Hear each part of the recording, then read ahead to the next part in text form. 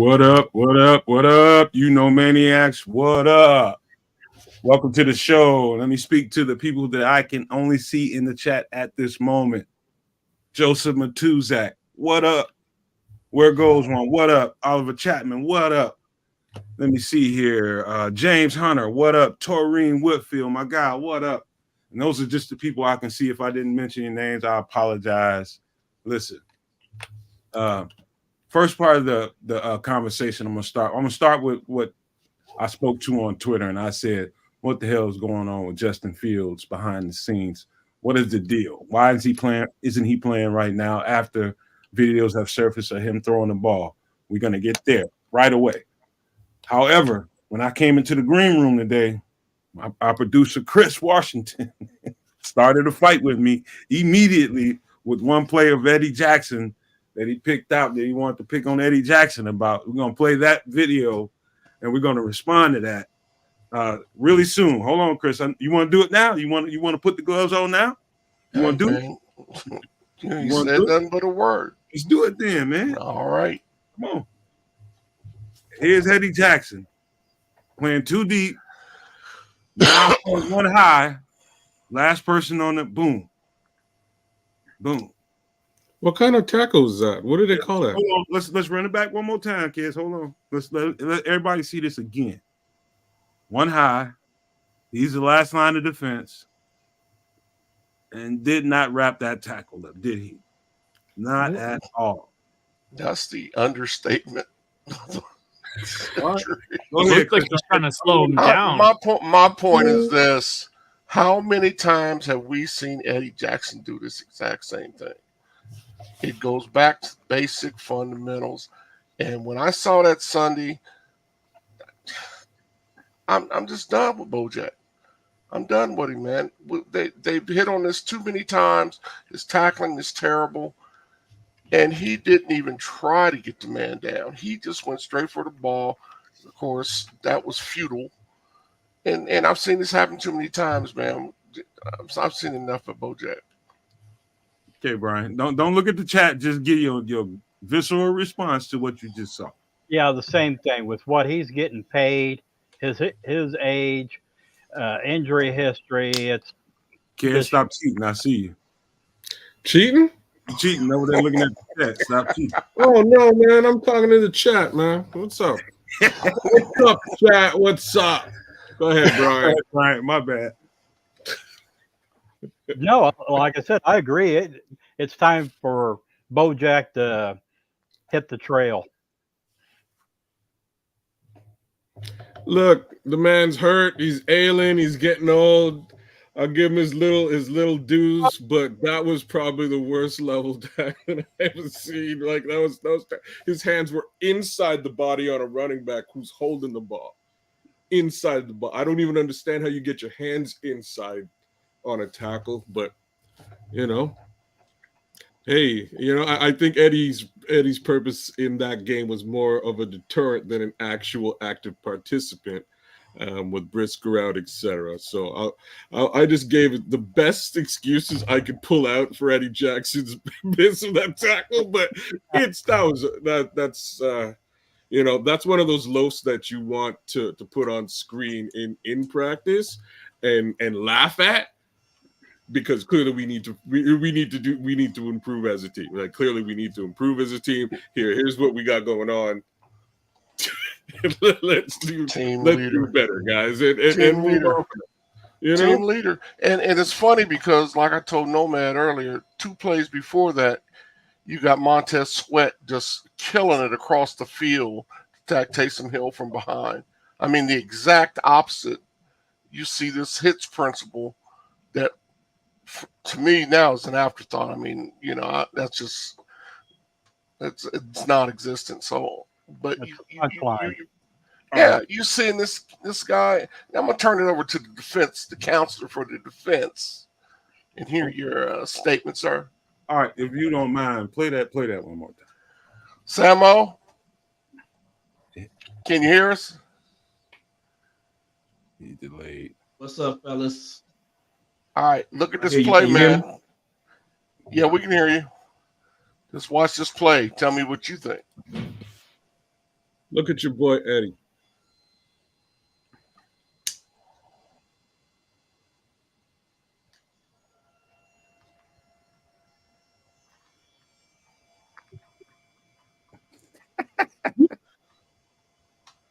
So you know where he gonna go. That's enough. You ain't got to see it twice. Whoops. Yeah, we do. Look like he was hugging. Damn shame. He wasn't even hugging. I don't know what he was doing. That's not. Me either. So this is why I wanted. This is why I was ready to let Eddie go in the preseason. You guys weren't with me. I told you, man, it's sad to see too, because you're supposed to be a captain on this team. They gave this man the C, put a C on his chest, and knowing that these are the type of plays he makes out there, he doesn't deserve to be a captain. I'm gonna be honest with you, man. And I thought that this would show up, but it is what it is, man. This is who he is, and we knew this coming into the season because that's what we saw not last year, but for the past 2 years. So this is like the third year we are seeing this version of Eddie Jackson, coming up or whiffing on tackles or not willing to make tackles, not wrapping up, and that's just who he is right now. And he's on the tail end of his career, and hey, this is probably going to be the last year of Bo Jack in the Chicago Bears uniform. And he can take white hair with him. So let me put the hat of a player on. And I seen two people, and I'm trying not to look at the chat, but I just looked over there. But earlier I saw Bear Truth 9 got it right. And I see Sam fell, but he's okay. Sam fell, but he's okay. Welcome to the show, my man. Make sure you hit the like and subscribe before you get out of here. But let me put on the hat and glasses of the player. Who is a ball hawk by number one, he's a ball hawk. We know that about Eddie. Number two, how many guys have you seen come up to that podium or in that locker room, people putting microphones to their faces and tell you how fanatic this head coach is about takeaways and turnovers? He has put a premium on turnovers. And you want to criticize Eddie Jackson for that? You want to criticize Eddie Jackson for being who his coach wants him to be? Get the ball out, get turnovers, and has put a premium on doing such? Where does tackling fall in that line? For all we know, there's not only a premium on as far as his mouth is concerned. For all we know, there's a premium. There's a dollar amount attached to it. People do get incentives for getting a certain amount. If you get a turnover, I don't know. But I know this, looking at that play 3 or 4 times at this point, I know exactly what he's trying to do. He wasn't as interested in getting the tackle as he was getting that ball out. Am I right, guys? That's what that looked like to me from a player's point of view. Well, I would say in tackle football, tackling has to be pretty important. And I've seen this way too many times from Eddie. So is that an Eddie problem, Chris, or is that a coach? Well, if I'm seeing it from Eddie, it's an Eddie problem. Tackling is fundamentals. That's the simplest of fundamentals in tackle football. Is he the only guy that you've been seeing doing that? No, Jalen Johnson does it a little bit too much too. Okay, so that tells me it's a coaching. Coach is putting too much of an emphasis and too much of a premium on taking the ball away instead of sticking to the fundamentals and ending a play. So you say it's on Eberflus? Absolutely. If your coach is fanatical about getting the ball out and getting turnovers and putting a premium on it, he can't be mad at you for going and trying to strip the ball out and not making the tackle. So for no other reason, it's on Eberflus. We wouldn't be fair. We wouldn't be fair. My bad, Samuel. No, I was just going to say, if for no other reason, it's on Eberflus because it hasn't been corrected. We've been seeing this too consistent from Eddie, and we're seeing it from other players. And that means it's being coached wrong. Because if you remember from back in the day, Lovey coached the same defense. And the first guy there stood the man up. The next guys there ripped at the ball. That's right. Like if you're the first man there, you're supposed to wrap up and hold that man up and allow the other players to come in and start punching at the ball. You're not the first man there is responsible for stopping the play. Mm-hmm. And that's that's the coaching problem. That's it's being coached improperly. Like I saw that too. No man, you're right. He was more concerned about getting the ball out He was punching at the ball, and the guy was just steady advancing upfield and got the first down. I mean, at that point, it's about hits. What's the S in hits? Damn it, I forget. Smarts, Intelligence. Intelligence, That's something like that. smarts, intelligence, Intensity, something. I don't know. intensity is I think it F is smarts, playing smarts or situational, understanding situational football. And that and in that situation, you want to stop them from getting the first down. If you're that close to the first down marker, so you want to stop the man from getting the first down first. If you're the first man there, and then if you can hold the man up, allow everyone else to come in, and we're supposed to be a herd tackling team. Everyone else should be flying to the ball because that's also a part of hits that we don't see. And then they should be ripping and stripping at the ball. So, yeah. So Samo, man, you a D lineman, so y'all, I'm almost certain nobody was teaching those kind of fundamentals for y'all in no practice. I almost guarantee a D lineman ain't drilling that kind of stuff in no practice. I almost guarantee it. But for sure, everybody in the secondary, we had a coach that was fairly fanatical about that, and it was called R&T. For us, it was called R&T, raking and take it. Raking and take it. It wasn't so much punching the ball, it's about raking the ball out and taking the ball out. And so, like, let's say if I was on the show team, which is the practice squad team, showing the look for the offense, the number one offense, and they stuck me back at free safety. And I'm sitting there, and I'm Eddie Jackson back there. I also got a coach behind me watching the scrimmage live. And if I'm coming up to the ball and the runner is approaching me, I'm going to have him in my ear. R&T, break it and take it. So when you're constantly hearing that stuff over and over again, and they emphasizing it so much, and you go out there and you execute that stuff, we can, like I said, we can be mad as fans when you see a play like that in a highlight. We can be as upset as we want to be, but we don't know what they're dealing with in practice, what kind of premium this coach has actually put on it. We have an idea, but from what I understand, it's really, really fanatical behind the scenes. They got the stuff posted everywhere, and so they're constantly reminded that we're after the ball. We're trying to take the ball away. And so somewhere in there, to Chris's point, Samo's point, kids, and Brian, the emphasis got lost on finishing the play. Fundamentally finishing that play, that's Eddie's job. He's the last line of defense. He's got to finish that play. So I don't know that Eddie is the right person to be that fanatical about taking the ball away unless it's in the air. Like on the ground, you can make a separation of, okay, Eddie, you the last line of defense, man. You need to make sure you finish that play. You know what I mean? So to me, it's a big difference, but it's nuanced to what you just saw in that highlight. Can't be mad at Eddie because Eddie's gonna be who the coaches allow him to be, and that's who they're allowing him to be. That's just how I see it. I'm not gonna be mad at him. He is who he is. Hopefully, he is gone after the season. Well, given the contract case scenario, I don't think they're going to have much choice. It'd be great, I would sit here and say it'd be great to keep him on a hometown deal, and they can determine whether to start him or not. He would be a great guy to stick around. I'm just saying on a good dollars and cents case scenario, because good players are hard to find, good leaders are hard to find. I'll give him that. Is he the best guy in that particular position right now? I don't know. We definitely need to do something about it, and we shouldn't be paying top dollar for that caliber of player right now. Well, right? I don't feel the same way about Eddie as everybody else. I know this. We need to be looking for our future, free safety. I don't feel the same way as everybody else does. So you want him back? You'd like to have him back next year? You're going to have him back anyway because you're paying him. Unless somebody he ain't got no new money left. That's not how next year works. Next year's the fourth year in his contract. Yep. $12 million.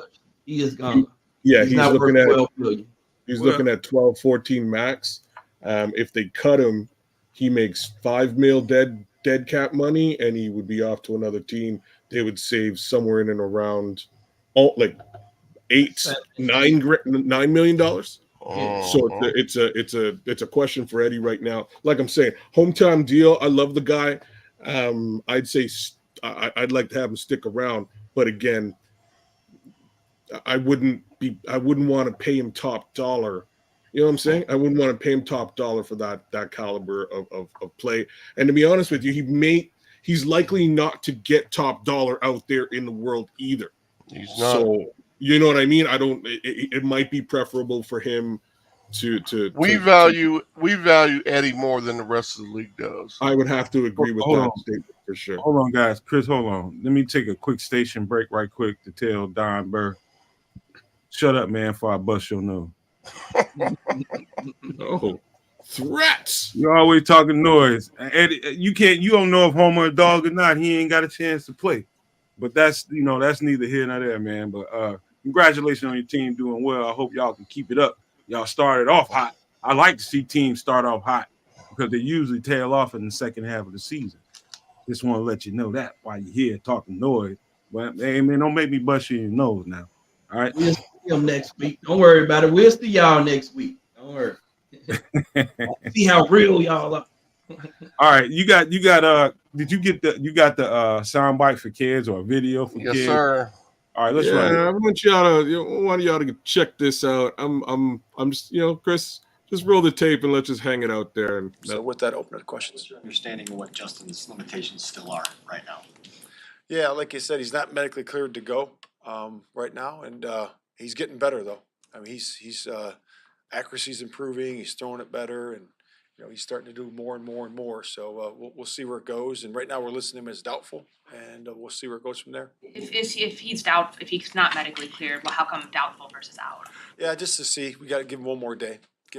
But he's working hard, and it's getting better every day. So we'll see where it goes. He's not playing tomorrow.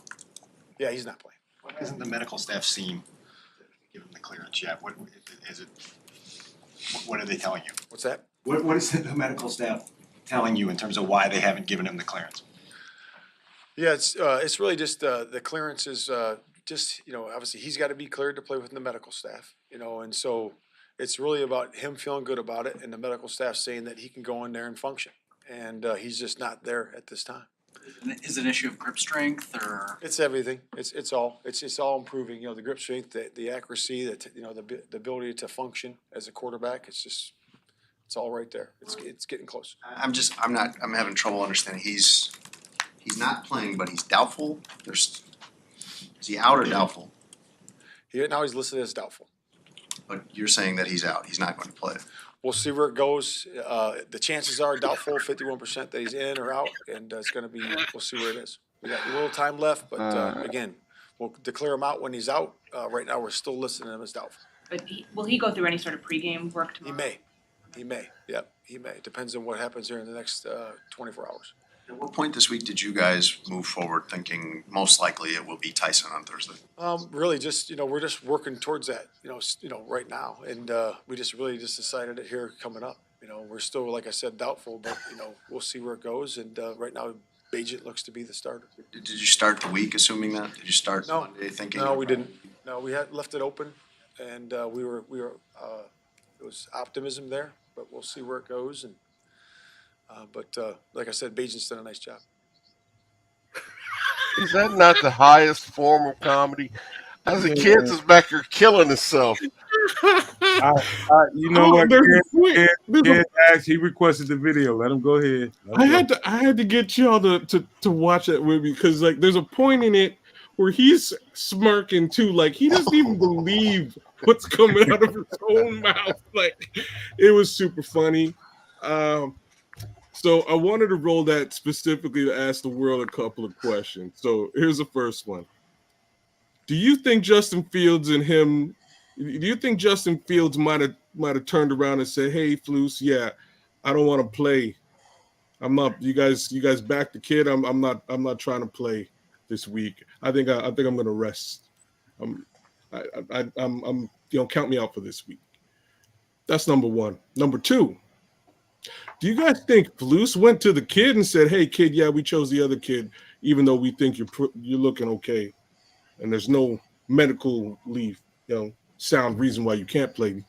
We're going to go with the kid." Because either one is a decision that Flus opted to avoid completely talking about today. And that's really where these reporters are going. They're trying to find out, was this a Justin thing?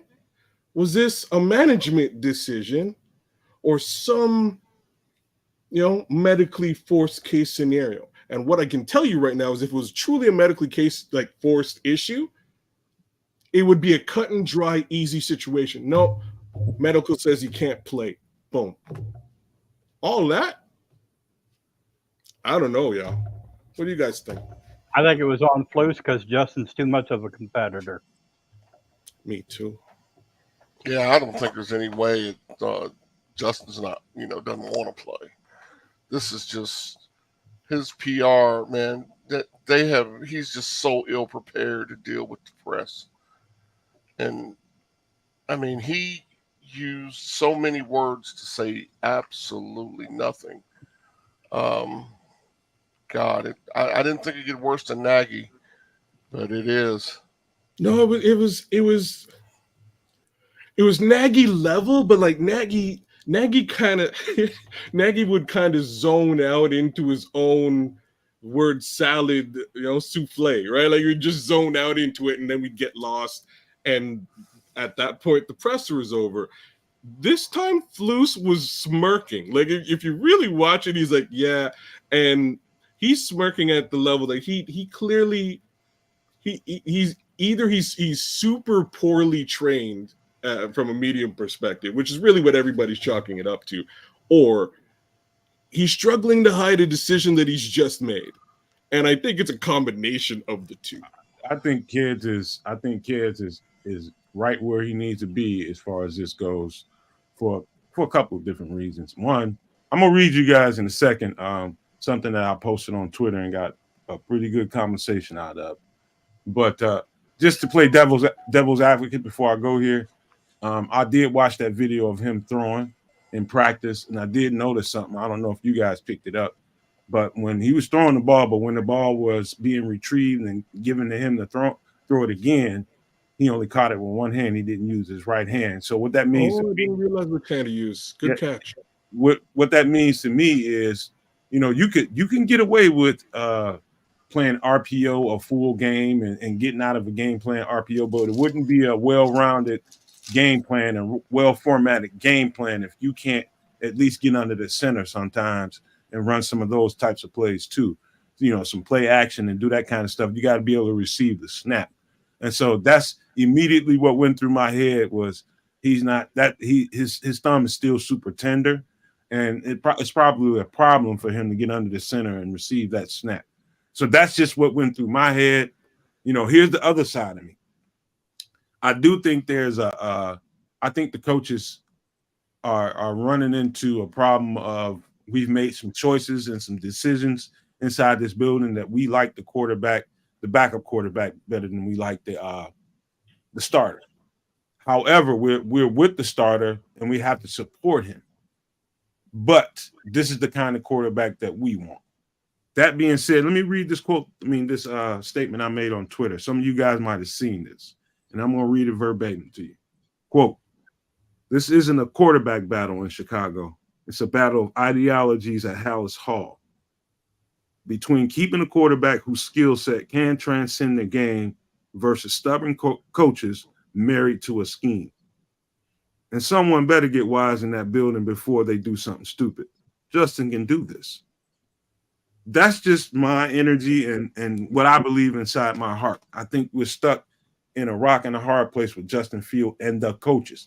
I'm not saying that the whole Hallis Hall and the front office feels the same way as the coaches. However, I do think the coaches it feels like they've made a choice of what kind of quarterback that they want. They've chosen a system and a scheme over a quarterback that, if they were wise enough, could probably transcend what they're doing right now and can probably boost what the hell they're trying to coach and what they're planning. I think they have a certain kind of quarterback in mind, and I don't think Justin's the guy that they want.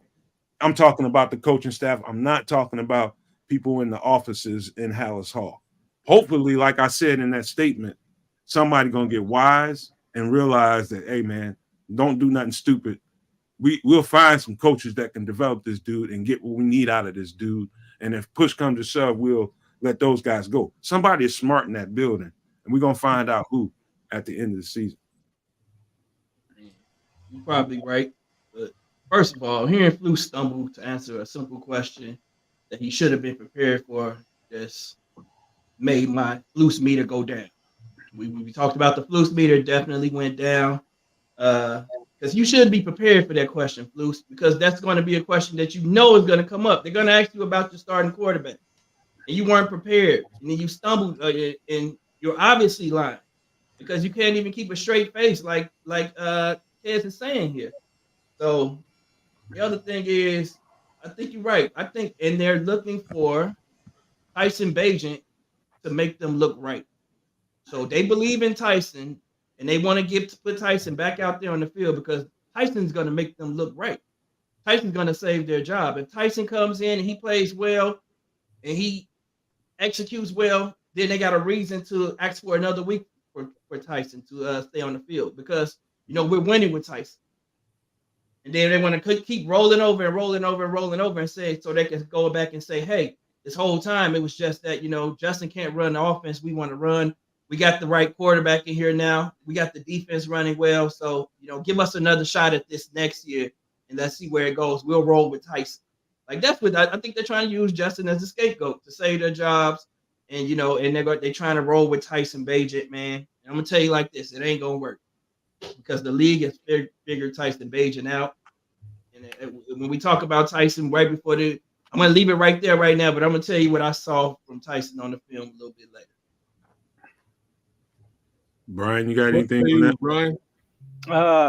Well, I think Blues is about a year ahead of the game because next year is the election year, and if he wants to blow smoke up the backside, he's a year early. Getting with what you said, Nomad. Yes, and I did read that on Twitter. Getsy don't know how to coach somebody with Fields' ability. That's just the bottom line. Yes. Period. Bagent, it's a cool story. He probably does fits Getsy's system better, but in no world is he a better quarterback than Fields. And I hope that the people in the building, the two that come to my mind in no particular order is Warren and Poles, that realize, hey, this coaching staff just isn't it. You need somebody that can enhance your players' abilities. And just like with Bojack's tackling ability and the rest of the defensive players, this coaching staff isn't it. They may be nice guys. I got nice neighbors. I don't want them coaching the Bears either. Brian, you crack me up sometimes, man. I gotta say that, I think they're going to win the game today. Just to sort of cut to the chase, I think we're going to win, and I think Tyson's going to have a great game. Since we're talking about Tyson, I just want to ask Bears fans another major question, and like, even if you're a massive Tyson Bagent fan, and you're worried about the future with Justin Fields, do you really, after in 2024, is your plan for Tyson Bagent to be the starting quarterback of the Chicago Bears? And that's just a major question that I have for like any specific little QB controversy questions that are out there. Do you really want our backup quarterback, the undrafted quarterback, to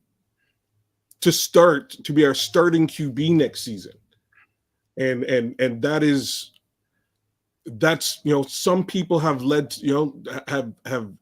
have said this, and I think it's probably the craziest notion on the planet Earth. I don't think under any circumstances Tyson Bagent will be the starting quarterback of the Chicago Bears next year. But I do think he'll be here, and I think he'll be here for quite some time. He's a fantastic QB2, and I want him to be our QB2. But starting quarterback in 2024 is a very questionable thing, and I think everybody needs to just check themselves and recognize what the kid is. He is a fantastic QB2, probably potentially maybe a starter in this league. I don't think it's actually going to be for the Chicago Bears in 2024. Chris, hang on 1 second, because I know you want to react, but let me put this one out there. For all you guys that aren't familiar with me on Twitter, it is at Nomad Networking. At Nomad Networking. Networking, ING. So if you want to follow me on there, do that. Listen, I'm gonna read another quote that I said on Twitter. You guys can tell me in the chat whether you believe this is accurate, this is an accurate comparison or not. But I'm gonna read it and take it for what it's worth. Quote, "We be having a different conversation about Jalen Hurts right now if Philly didn't get it right in the trenches. He'd be a backup somewhere else because it all starts where? Where does it start, Chris? Starts in the trenches, brother. And that's what I've been preaching. But I guess this whole debate about Justin comes down to, do you think it's his fault or do you think it's the coaching staff's fault? That's the bottom line. That's the bottom line. Where would Jalen Hurts be without that offensive line right now? Well, Jalen Hurts would not be successful if he didn't have the offensive line, but he also wouldn't be successful if they hadn't have made the game plan conducive to his triumph. That's that they changed the game plan. Yep. It's not just game. It's the whole. It's like locomotion. It's the game plan. It works for Jalen. You know what I'm saying? He has the offensive line, and hey, let's go and make sure to draft a wide receiver and get a wide receiver on the market. So, kids, while you're there, let me ask you this: Is it fair to really judge Justin? Now, we've seen those flashes of brilliance. We've seen flashes of nice offensive line play too, here and there. The last game recently was probably the best game overall I've seen them as far as providing a pocket for the quarterback. Probably the best looking stuff I've seen all year. And it comes and it goes. And so how do you properly evaluate a guy when you got sporadic offensive line play? You get your spurts of real solid brilliance out of Justin Fields, but then you get really bad Justin Fields. Is it all related? Does it all fit into the same thread is what I want to ask. So absolutely. And it's the same sort of answer that I gave to Chris. It's like what we're looking at is a system, all of these things connecting together, being the quarterback, those wide receivers, that offensive line, and the offensive mind behind it. It's all connected. If one of those parts is failing, the sum can help out. But if the majority of the parts are failing, you're going to have a train crash. Like that locomotive is going to crash. And that's where we are. Right now, the engine of the locomotive in this case is Luke Getsy. And he is not working with, I don't know what else. The whole of the ship. He doesn't know what to do with the components. He just doesn't know how to maximize the components. And that's the thing that Philly did do. They modeled, their whole focus to the strengths of Jalen. So, that's the blueprint I thought the Bears would follow. Me too. And they failed on every front, man. So yes, they have. It's hard to say. It's hard to say who Justin is. I just have to look at him 3 or 4 weeks ago, setting a club record for most consecutive passes. I have to look at that and see that's not an anomaly. That's who he is. We just have to, put him in the situation to see that more often. Nomad's just said, offensive line the last 2 or 3 weeks have played the best I've seen him play. And what was missing? Justin. So we have not seen Justin in an optimum situation, consistently. And until I can see that, and then if I see him fail, then that changes some stuff. But I can't forget what the good stuff that I've seen. But also, man, so we all in agreement that it's Luke Getsy not being willing to cater to the strengths of Justin Fields, the strength of his offense, which is Justin Fields.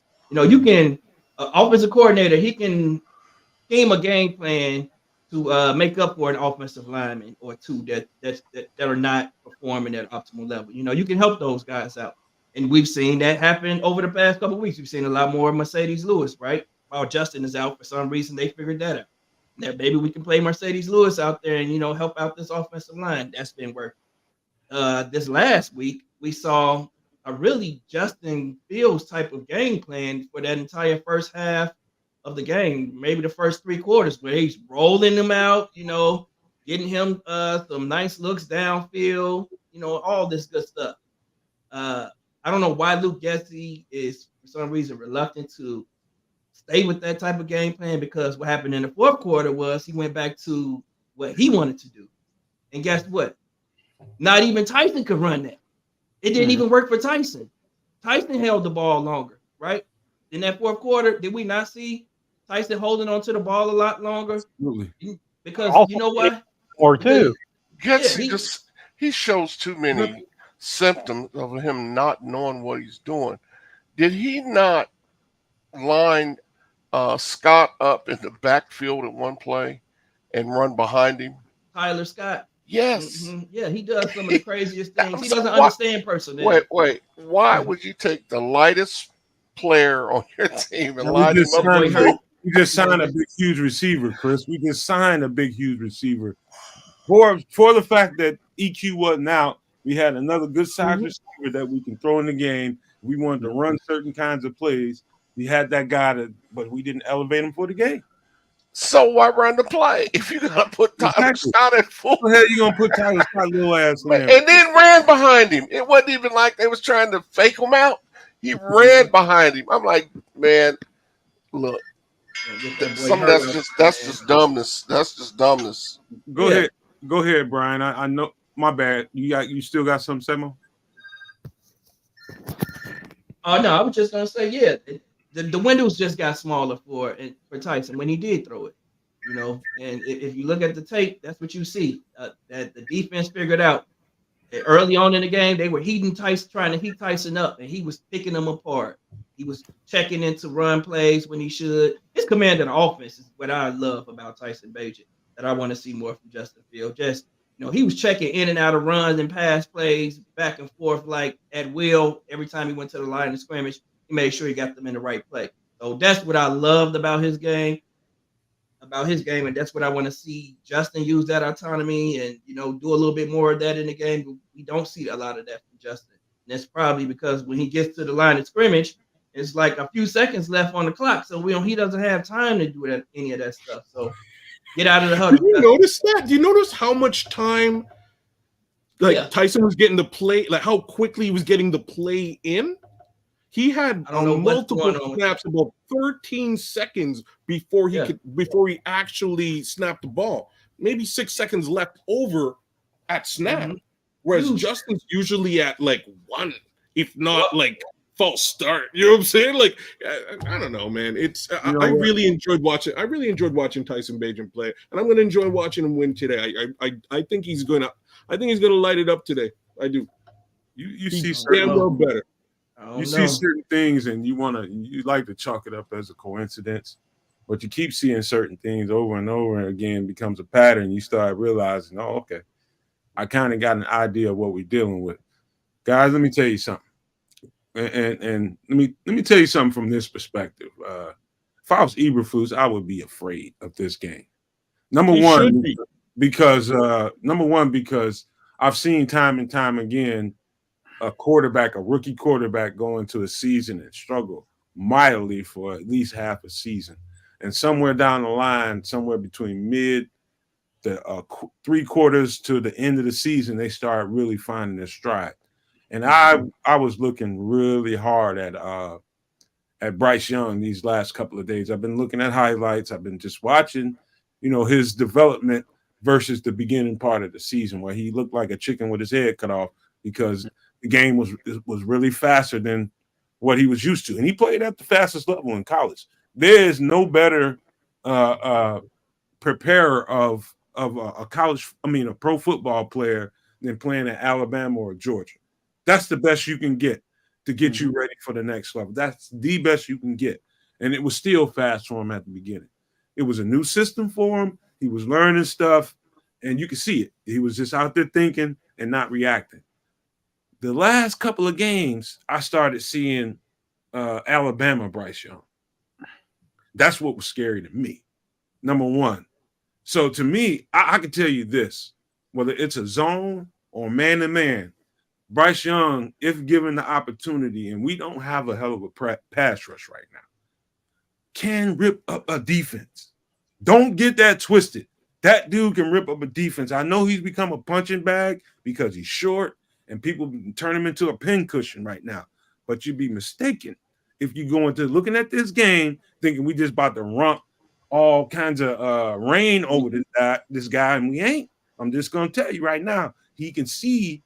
And what the problem is we're probably the most, and I'm going to be honest with you. I think this is the most predictable defense. Vanilla. Yes. Yeah, I've ever So we seen. lose this game, guys. Like if we're gonna lose, it's gonna be because vanilla defense, no blitz, and we can't get pressure on Bryce Young. Right. And that's the scary part, fellas. That's the scary part. Knowing that what we know about this game, if I was Eberflus, this is scarier than, when you're a little black kid growing up in a black household, when your mother say your whole entire government name, you scared as hell. Because you sitting around, you thinking, all right, what the hell I done messed up in the last 24 to 40 hours. You done something. When your mama call your entire government name out, the middle name called. Kids, trust me. It was scary for white kids too. When you got your full name, you do with that, man. You scared, man. He could lose a lot in this game, man. If Bryce Young goes out there and make us look bad, dog, that's curtains for Flus. You know what? I don't think there's nothing's gonna happen during the season. I think it's gonna happen afterwards. I think he's up. I think he's about 50-50 whether or not he's gonna be kept or not. He loses this game at Soldier Field to the worst team in the league. It's gonna be problems. That's all I'm saying. I gotta say something before I throw over to Samo. And the tradition of not firing a coach mid-season is probably the stupidest thing I've ever heard of. The lowest bar to clear in human history. We will not fire a person for poor performance in their occupation because of tradition. We've never done that before in 100 years, and it's not like us to do this. This ridiculous notion is absolute hogwash. Like, I'm using the most silly words just to show you how old school and silly it is. It's ridiculous, guys. I just have to put that out there. And every pundit out there in the world is saying, oh, no, the Bears won't fire this guy mid-season because in their 100-year history, they've never done this. That's foolishness, guys. And I ain't saying that we aren't, and I'm not saying that we're going to fire Flus tomorrow because I don't expect us to do it. But that bar, that standard, it should be shattered. Break the mold, guys. Shatter that standard. That's foolishness. So I say Flus getting fired or staying on is at 51%. It's just they don't have anyone else to fix. All I'm gonna tell you guys is I looked at the tape and the game is finally starting to slow down for Bryce Young. If he can get some Alabama Bryce Young into this game and start picking, they minus DJ Shark tonight, I believe. I believe DJ Shark is inactive tonight, but they got other weapons. They've got what is his name? Terrence something. Adam Thielen, Terrence Marshall, Adam Thielen. They got a young Mingo. The only problem I will say this, I do like our chances against the run. They suck running the ball right now, but Brian Burns is out. Brian Burns is out. Brian Burns is out. That's the one thing that gives me confidence that we're going to win this game. But I do see ways we can lose this game, starting with Bryce Young, like you said. That man, if we play that vanilla zone defense, he's going to pick us apart. He's going to march the ball up and down the field on us. He's going to score some points. We're going to make this will be his best game of the year. I can see it happening if we choose to play that way, because he'll get the ball out of his hands quick. He has competent coaches that are going to scheme these guys open. It's just going to happen. Frank Reich is not a bad coach. And then on offense, I'm not as confident as everyone is in Tyson Bagent having a great game because I saw the recipe to beat him, and it's clearly on film. You drop 7 and 8 guys in coverage. He can't get rid of the ball quick, and he doesn't have the ball, the arm strength to force the ball into small windows quick enough and hard enough, and guys get a chance to jump on the ball. And that's how you beat them. That doesn't mean you can't blitz either, because now I can zone blitz. I can zone blitz to confuse the offensive line, or I can stunt with my defensive line to try to get pressure on them. But pressuring them, like he'll pick you apart that way. But you put a lot of men out in coverage. That's where he struggles. That's what I saw on tape, and that's what I'm thinking any competent defensive coordinator is going to see on tape, and that's the way that they're going to play Tyson Bagent. So he's going to have to try to overcome that. And we haven't seen him throw the ball down the field consistently either. So and that's just something he's going to have to overcome. Samuel, I don't know how much you've been watching me on Twitter, but I said something that's probably right up your alley for the first response, man.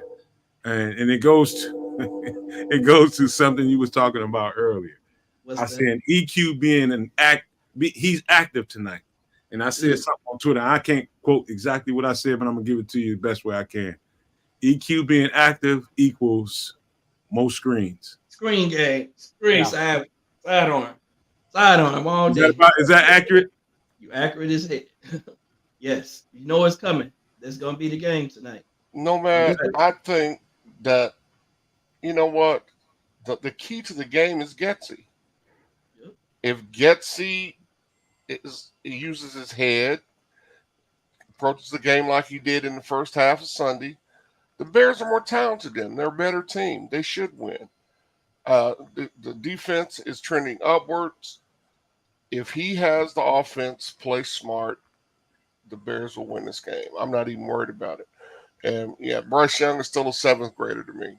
He's playing better, but he's still he's an awful little fella. It's starting to slow down, bro. It's starting to slow down. It may be starting to slow down, but like I said, our defense is trending up. We just added. We got the sweat factor. We're a better team than they are. I'll tell you how we win this game, and this is the only way we win. Run the ball. If Deontay Foreman has 150 yards and he hits his head on the goalpost 4 times, that's how we win it. You saying that's the only way we can win it? The only way we win it is we win the turnover ratio. Listen, we're going to have to run the ball today. They the 27th ranked defense against the run. That's how we win the game. We're going to have Nomad, 125 and 3 TDs won't do it. You got to get one. If we lose the turnover ratio. Not if we lose the turnover ratio, and we can't lose the turnover ratio. You're right. Well, yeah, that's. If we lose the turnover ratio, we're gonna lose this game. They're not gonna be like last week. It's not gonna be a close game. Man, this is the game we should win by double digits. No lie. Right, if we sitting up here finding ways to lose, that's what's sad about the team that we have right now. And I'm kind of pissed off about that, man. Like, dang, man, this is a game we should all just know we're gonna win. Listen, I'm confident. We're going to win this game. I'm very confident we're going to win this game. We're at home, and there's absolutely no reason to lose this game. Tyson Bagent is a better quarterback right now than Bryce Young. All right, you come on the screen, be butt naked in a G-string if they lose. Oh, geez, no. I don't want to see that either. I don't even want to see that. Y'all do that before I get it. Yeah, everybody loses that way. We all lose. And we get punished. Yeah. Everybody take an L right then and there. Yeah, everybody loses that way, bro. Everybody loses, bro. Hey, Chris, seriously, man, I'm not. I'm not BSing when I tell you I looked hard. I'm telling you, the game then finally slowed down for him. Okay, so seriously, what's your prediction? I think we should win this game because the defensive battle works in our favor. We got the better defense, especially against the run, and they can't run the ball, so you can put them in a position to be one-dimensional. Now, if you have him throw that ball too many times because they have to be one-dimensional, we definitely stand a better chance to win this game. if you look at that aspect by itself.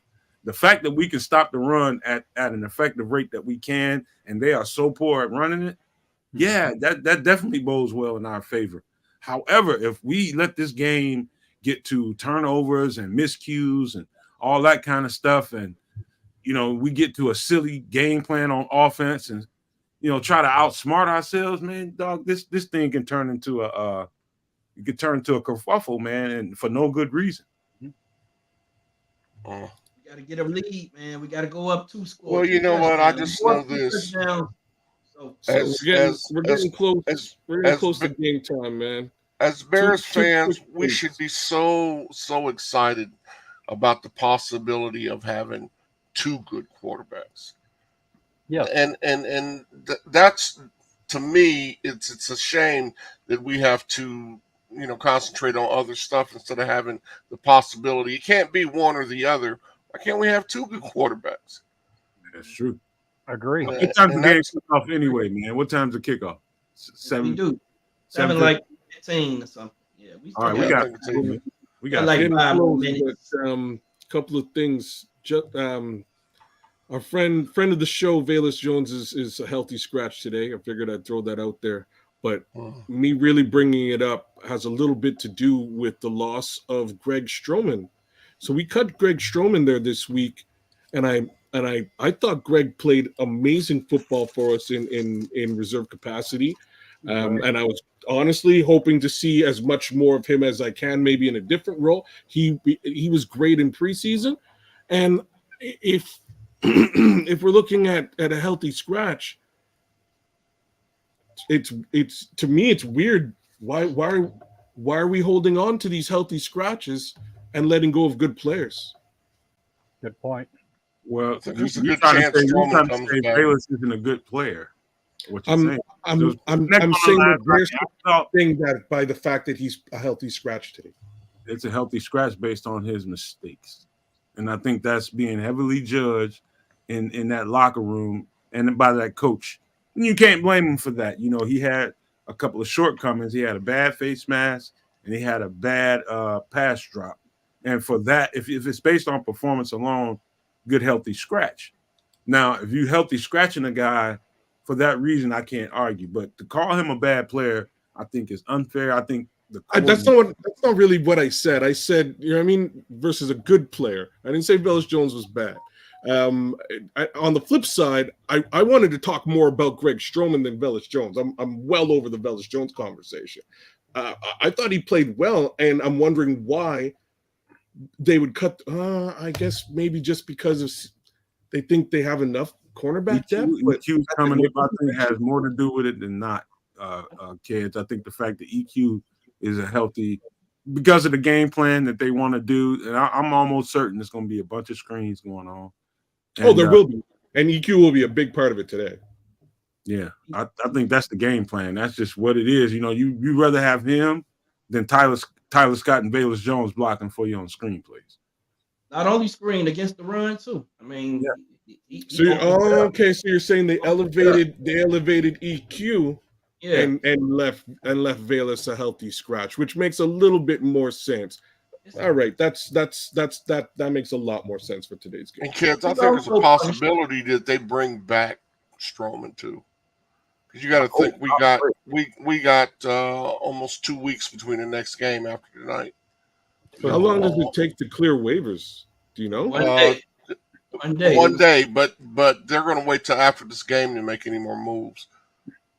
So I thought that too. I thought that he would come back immediately. So it kind of makes me feel like he wanted to be released because maybe he's not getting playing time. He wasn't getting playing time ever since that game. I thought he would get more playing time. He's gotten a lot less playing time. I saw a lot more of Jalen Johnson. He wasn't getting his opportunity. So maybe he went to them and said, "Hey, maybe he's complaining. Maybe he was complaining I doubt that somebody would have picked him up by now." I thought so too. Yeah, he had a job. He doesn't have a job right now. Chris, I can see him coming back though. Chris, you want to break in and give us a quick station identification? I'm sorry. Can you break in real quick and give us a station identification? Break in. I am in. Yeah, if you don't, I can do it if you don't want to. You go ahead, man. This is the Nomad Network. This is Nomad Live, which is all Bears all the time. Repeat, this is the Nomad Network, and this is Nomad Live, all Bears all the time. If you're new to the channel, make sure you do us a favor, and it's a big favor. Hit that like button, hit that subscribe. Make sure you hit your notification bell so that you know when the next time the new content is coming out. Make sure you hit that subscribe button. We are hurting in that department, and we need your help. There's no easy way to get around it. We're trying to get to 1,000 subs as quick as possible so we can monetize and really branch out the way we want to as a network. We got a lot of stuff coming, and I just want to put that out there for you guys that are new to the channel. Make sure you hit that like, subscribe, share button, man, and the notification bell. And make sure you show us some love there, man. We got a lot more coming. And so I appreciate you guys that have already and keep supporting us. We can't do it without you guys, man. And that's just the bald-headed truth about it. Without you guys, we are nothing. So thank you guys, and we love you so much for showing us all the support and appreciation, man. Make sure you talk to us too in the comment section, man. That is important to us too. If you agree or disagree with whatever it is that we're talking about on the show, make sure you let us know in the comment section, and we all aim to respond to you guys in a timely fashion about what you guys have to say. But make sure you do that for us, you guys, man. But go ahead, guys. Yo, I'm just looking forward to a good game, man. Hope we win it, and this is a make or break game for Flus. Like, dude, you can't lose this game, Flus. Do not go and get out coach. Do not lose this game for coaching reasons. We don't want to see that. We too good of a team. We're much better than competition we're playing today. Without Brian Burns, we should win this game by double digits. Shout out to all the Bears fans, all the Nomadics. Thanks for coming out, hanging out with us. All the new folks in the chat, welcome. Hope you guys come back for the post-game show. There it is. You on mute. All right. Oh, no, I am. Hey, well, listen, guys. I see no reason why we shouldn't win this game tonight. I am going to lean on the fact. What? I thought you were going to say something. I was like, oh, man. Listen, now I can't do a thing. You interrupt me, man. Let me just forget about it, y'all. Bear down.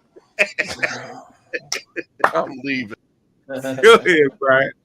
Hey, No Maniacs, enjoy the game. Let's support our team. Thank you very much for coming and listening to us. Hope you come later on tonight and bear down. No Maniacs, Patty and Armando, Leo Factor. I didn't see J2K, but J2K, Mr. Mayhem, Sun Taurus 9, Bear Troop 9. Thanks for representing with us as per normal. Like, share, subscribe to all you new No Maniacs out there. And let's go Bajent today. I want to see Tyson Bajent light it up and have a fantastic game. I want to see Matt Eberflus let the dogs loose today a little bit. That's what I want to see. I want to see Montez Sweat do some monstrous things on the field today, and really strike some fear into the heart of Bryce Young. I want to see more of Tevin Jenkins pancaking fools today. You know what else I want to see? I want to see the revenge game for DJ Moore and Donta Foreman today against their former team. That's what I want to see today. Don't want to see last week. I want to see this week. Bear down. To echo what Kez just said, they pretty much have said it all, and I'm going to echo a little bit what Kez said. More than DJ Moore, I really want to see. I want to see Deontay Foreman cement his place and his role on this team and earn that extension, which I think he has to me as an individual. I think he's earned it to this point. I want to see him cement it today and absolutely bury these dudes, have him at his mercy, and just put them away by himself.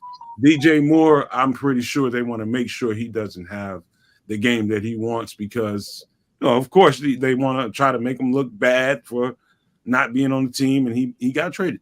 But Deontay Foreman should be the guy we're talking about post game if we're having fun and enjoying this. And we will be on directly after the game. So everybody, I want to see you guys right back in here. We're going live directly after the game. And I'm not throwing shade on anybody else's podcast, but you got to be pretty tired of that crap by now.